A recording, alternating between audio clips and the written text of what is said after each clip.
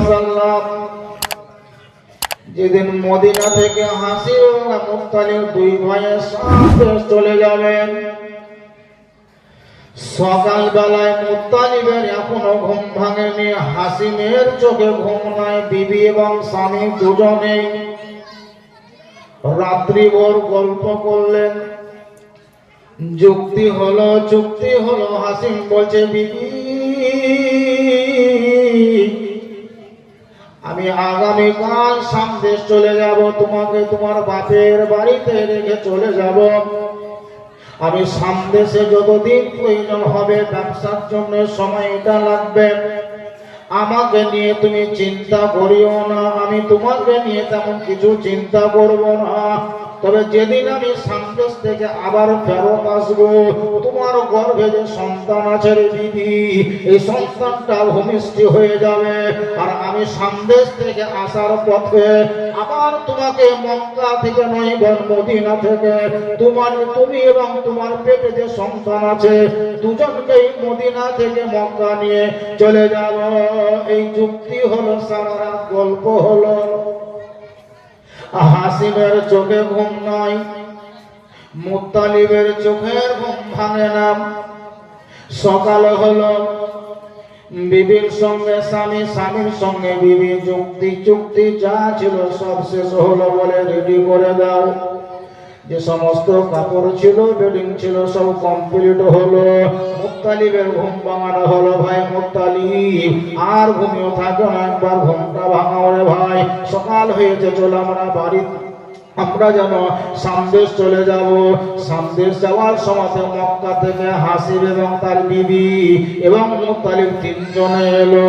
Medina পর্যন্ত তিনজনে থাকলো। এবারে মদিনা থেকে আবার যখন সামদেশ রওনা হলো, দুই ভাই আবার রওনা হয়ে গেল। বিবি তার বাপের বাড়িতেই থেকে গেল, মানে হাসিমের শ্বশুর বাড়িতে।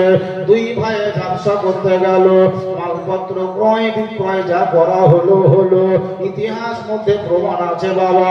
মদিনা থেকে দুই ভাই গেল, বিবিকে রেখে গেল, সন্তান গর্ভে ছিল। কিতাবের মধ্যে লেখা আছে, ওই সামদেশে ব্যবসা করা দ্বিতীয়বার যাওয়ার পরে হযরতে হাসিম আর আসেনি, বরং সামদেশে হাসিমের ইন্তেকাল হয়ে গেল। বলেন ইন্না লিল্লাহি ওয়া ইন্না ইলাইহি রাজিউন। এখন যদি চেন্নাই কেউ মারা যায়, 10টা নম্বর টিভা মাত্র খবর হয়। ওই সময়টা এমন ছিল, মদিনার মানুষ যদি মক্কাতে ইন্তেকাল করেছে, খবর দেওয়ার কেউ ছিল না। মদিনার মানুষকে মক্কাতে দাফন করে দেওয়া হয়েছে। আর মক্কার মানুষ যদি মদিনাতে ইন্তেকাল করেছে, বাপ মা আত্মীয় স্বজনকে খবর দেওয়া হয়নি, মদিনায় তাদেরকে দাফন করা হতো। সেহেতু ওই যুগে এক জায়গা থেকে অন্য জায়গা খবর দেওয়ার মতো কোনো জিনিসের ব্যবস্থা ছিল না। সামদেশে মারা গেল হাসিম, মুত্তালিব একাই হলো। হাসিম ওই জায়গাতেই যেন শেষ হলো, বিবি তার মদিনাতেই থাকলো। যেহেতু হাসিম আর বেঁচে নাই, ভাই ইন্তেকাল করেছে, যার জন্য মুত্তালিব যিনি ছিলেন ওই সামদেশ থেকে ব্যবসা করার পরে মদিনাকে ভায়া করে যদি মক্কায় এসেছে, কিন্তু হাসিম ইন্তেকাল করেছে, হাসিম মৃত্যুবরণ করেছে, এই সংবাদটা হাসিমের শ্বশুর বাড়ির লোককে যেন দেওয়া হয়নি। মুত্তালিব খবর দেয়নি। মদিনায় যদি এসেছে, হাসিমের শ্বশুর বাড়িতে ঢোকেনি। কাফেলার সঙ্গে মালপত্র কই করে ডাইরেক্ট মক্কায় চলে গেছে। মক্কা থেকে মুত্তালিব তার আব্বাকে বলেছে, মাকে বলেছে, আমার ভাই হাসিম আর বেঁচে নাই, ভাই হাসিম আমার ইন্তেকাল করেছে। মদিনার মানুষ আদৌ জানতে পারলো না, কিন্তু মক্কার লোক খবর পেয়ে গেল। এদিকে হাসিমের বিবির গর্ভে সন্তান, বিবি যেন স্বামীর অপেক্ষায় রয়েছিল। মনে মনে চিন্তা করেছিল, বলে আমার স্বামী ব্যবসা করার জন্য গেছে, গর্ভে সন্তান ধারণ আছে আমার স্বামী যেদিন ব্যবসা করে আসবে তার জন্ম ধারণ দেওয়া সন্তানটি তাকে দেখতে পাবে, ছেলেটি যেন বাপের চেহারা দেখবে আর বাপ যেন ছেলের চেহারা দেখতে পাবে।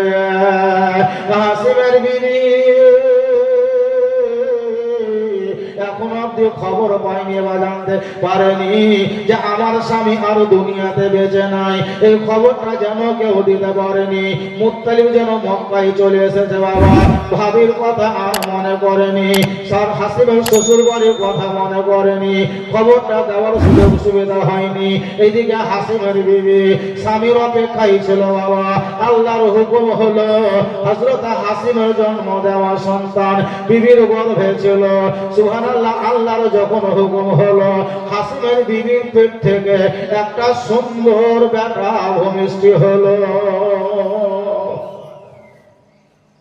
বাপ কেমন দেখতে পায়নি, মায়ের সাহারাতে সন্তানটা লালিত পালিত হয়। যখন দীর্ঘ কয়েক বছর অতিবাহিত হলো, হাসিমের বিবি মনে করলো তার আব্বাকে বলছেন, বলে আব্বা গো, আমার স্বামী তোমার জামাই যদি বেঁচে থাকতো অবশ্যই হয়তো আমাকে দেখা করতো। আজকে 2-4 মাস হয়নি গো আব্বা, কয়েক বছর কেটে গেল, আমার বেটাটা বড় হলো, আমার বেটা যেন কথা বলতে পারছে। যদি তোমার জামাই বেঁচে থাকতো কোনোদিন না কোনোদিন হয়তো আসতো। তবে আব্বা শোনো গো, আমি এতদিন পর্যন্ত স্বামীর অপেক্ষা করছিলাম। আমার মনের ধারণা, আমার মনের ইচ্ছা প্রকাশ করছে, আমার স্বামী মনে হয় দুনিয়াতে আর বেঁচে নাই। মা জননী হাসিমের জন্ম নেওয়া সন্তানকে লালিত পালিত করলো। ওই হাসিমের শ্বশুর শাশুড়ির বাড়িতে, মানে হাসিমের বেটার নানা নানি, হাসিমের শ্বশুর শাশুড়ি আর তার মা, মামা, মামি যারাই ছিল তারা সব আদরের আগ্রহীর সেই ছেলেটাকে লালিত পালিত করত। সবাই মিলে তার নাম রাখলো সাইবা। কি নাম বললাম? বলতে পারবেন না? হাসিমের বেটার নাম কি নাম রাখলো? সাইবা। সাইবা নাম রাখলো কেন? ইতিহাস আছে। দেখবেন আমাদের আঞ্চলিক এলাকায় কিছু কিছু মা বোনরা, কিছু কিছু দাদু এবং দাদিরা পোতা পোতিটার নাম রাখে, নানা নানিতে নাতি নাতির নাম রাখে এবং মা বাপে সন্তানের নাম রাখে। যদি সন্তানটা খুব কালো হয় নাম, যদিও কিছু আধার কার্ডে থাকে, কিন্তু ওর ছেলেটিকে অনেকে কালু কালু বলে ডাকে। এরকম হয় না? আর যেরকম সাদা ধপ দিবে তাকে ধুলো ধুলো বলে ডাকে। সুবহানাল্লাহ। আর যদি চাঁদনি রাতে হয়, চাঁদনি রাতে তোর নাম রাখবে চাঁদ মোহাম্মদ। যদি সুবহানাল্লাহ মেয়ে হয় নামটা রাখবে চাঁদনি। আর যদি আঁধারা রাতে হয়, আঁধারা রাতে তো আঁধারি, এরকম নাম রাখে না? নাম রাখে এক একটা সময়ের দিকে। আর কি বলে আপনার কিছু কিছু কায়াকাটিং এর দেখেও মা বোনরা সন্তানদের নাম রাখে। সুবহানাল্লাহ। এমন এমন নাম আপনি শুনতে পাবেন যেটা ইসলামী দৃষ্টিতে গ্রহণযোগ্য নয়। এইরকম নাম আমরা অনেকে রাখি, কায়া কাটিং দেখে, আকার ধারণ করা দেখে অনেকে নাম রাখি। হাসিমের বেটার নাম সাইবা কেন হলো? কিতাবের মধ্যে লেখা আছে, যেদিন হাসিমের বেটা তার মায়ের গর্ভ থেকে দুনিয়াতে আসলো, সুবহানাল্লাহ, দাইমার হাতে পড়া মাত্র। দাইমা মানে হিন্দু ঘরে দাইমা নয়। আমরা তো হিন্দু ছাড়া দাইমা বুঝি না, তো এটা শরীয়তের কোনো হুকুম না, যাও সেদিকে যাবো না। তো হাসিমের বেটা যেদিন ভূমিষ্ঠ হলো, তো ওই আসার পরে পরে দেখছে তার মাথায় কালো কালো চুল, কালো কুচকুচা চুল। দেখবেন অনেক ছেলে মেয়েরা হয় মাথার চুল খুব থাকে, তো অনেক বাপরে বেটার মাথা চুল নেই, বাপরে বেটার মাথার চুল, চাপা চুল, সুন্দর চুল, কুকরো চুল, দেখতে কত ভালো, এরকম বলে না? বলে না? এরকম বলে। হাসিমের বেটা যেদিন ভূমিষ্ঠ হলো সেদিন তার মাথার সমস্ত চুল কালো, সমস্ত চুল কালো। জায়গার চুল গোল হয়ে গোটা মাথার চুল কালো, আর কোন এক জায়গার চুল গোল হয়ে পুরোটাই সাদা। সাদা চুল, বাচ্চা ছেলে, চুল গোটাই মাথা কালো, এক জায়গার গোল হয়ে চুল কয়টা সাদা। আর এই সাদা চুল কলা মানুষদেরকে মদিনার ভাষাতে সাইবা বলা হয়। কি বলা হয়?